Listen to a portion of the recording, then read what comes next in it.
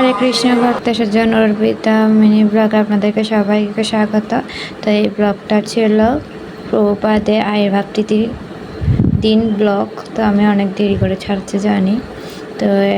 তো এই সময় আমি যাচ্ছিলাম, মানে ওই দিন আমি অনেক দেরি করে গেছিলাম, কারণ জন্মাষ্টমী ছিলাম সারা রাত, তারপর একটা বাজে ঘুমিয়েছিলাম। তারপরে এরপরের দিন প্রভুপাদ ভবনের সেবা করে একটু দেরি করে গেলাম, কারণ ওখানে মায়াপুরবাসী এবং কি সব ভক্তদের সবাইকে ফ্রিতে প্রসাদ দেওয়া হয়েছিল। তো রাধা ওই দিন ভবনকে কত সুন্দর লাগছিল, আপনারা সবাই দর্শন করুন। জয় রাধা মাধব কি যায়।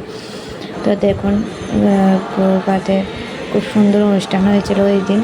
তা আমি সব ক্লিপ নিতে পারিনি, যা নিতে পেরেছি আপনাদেরকে তা একটু ভিডিওর মাধ্যমে তুলে ধরেছি। তো দেখুন এখন গুরু পূজা, মানে ওই সময় গুরু পূজা হচ্ছিল তখন।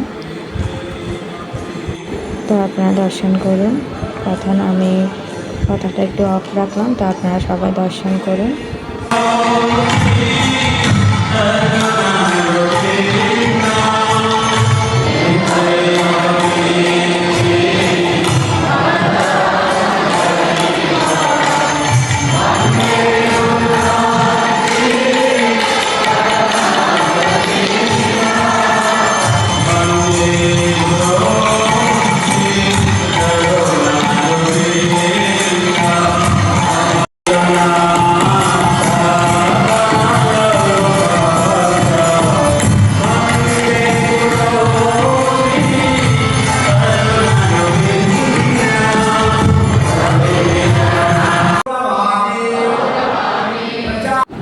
তো গুরু পূজা শেষ হয়েছে। তো এবার আমরা পুষ্পাঞ্জলি নিয়েছি। পুষ্পাঞ্জলি নেওয়ার পরে চলে যাচ্ছি প্রসাদে। তো টোকেন 4 ভবনে দেওয়া হয়েছিলো, তো আমরা গদা ভবনে নিয়েছিলাম। তো গদা ভবনে নিয়ে মনে হচ্ছে একটু ভুল করেছি নাকি জানি না।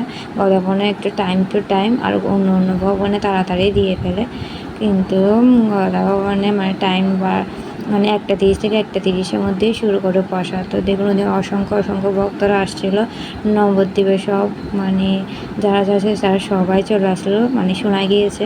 তো দেখুন গরমে কী অবস্থা, হাল খারাপ। তো দেখুন চলে আসতে হবে গদা ভবনে অনেক কষ্টে। তো এরপর প্রসাদ দেওয়া শুরু করছে। তো প্রসাদে ছিল অনেকগুলো সবজি, পনিরের তরকারি, বড়া, টক, পায়েস, মিষ্টি। তো অসংখ্য ভক্তদের প্রসাদ খাওয়ানো হয়েছিল।